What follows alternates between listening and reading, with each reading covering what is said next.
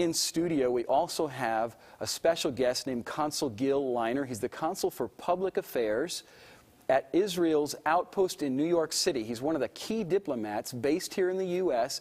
representing the State of Israel. Consul Lainer, welcome to Total Christian Television. Thank you for having me, Joel. It's a pleasure being here. Really glad to have you. Now, Mikaela, being a student of international affairs, is going to ask you a few questions.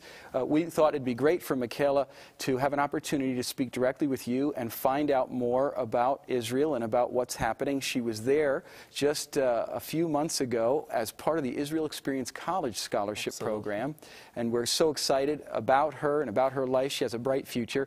Mikaela, why don't you go ahead and ask the questions you've prepared for Consul Lainer?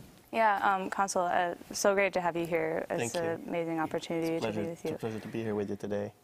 So, as a student, I come from a campus that has a largely anti-Semitic theme, and the gist of how people perceive Israel is Israelis. They want to kill the Palestinians. They're bloodthirsty. They're just throw missiles into Gaza and these different areas, you know, just without any care.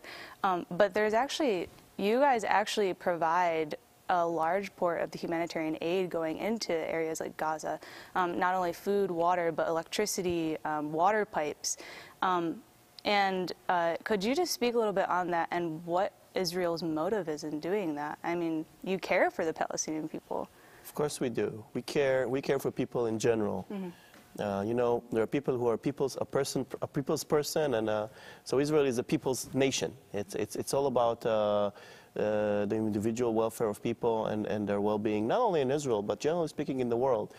Taking us away for a moment from the region and the thing that you mentioned, which we'll go back to in a second, it's worthwhile mentioning that Israel has a very, very wide and elaborate international aid mechanism in Israel, in the foreign ministry called Mashav and in other places, which I'm sure you've seen when you were in Israel. Mm-hmm. But also, if you recall, for example, the earthquake in Haiti in 2010, Israel was one of the first there on the ground with a medical equipment, with a field hospital, with a search and rescue team. We go out there, regardless of the nation or the country.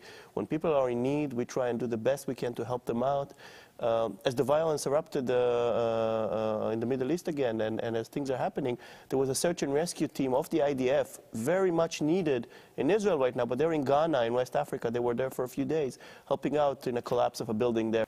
Yeah, that's just amazing to realize, you know, that even though, you know, Israel is being bombed by by Hamas that are in Gaza right now, that still, you know, your heart is still for the Palestinian people. I know when we were in Sderot, we saw the Cochran rockets that were coming into Israel, and they're made from the actual water pipes that you are, you know, supplying to Gaza so that people can have water.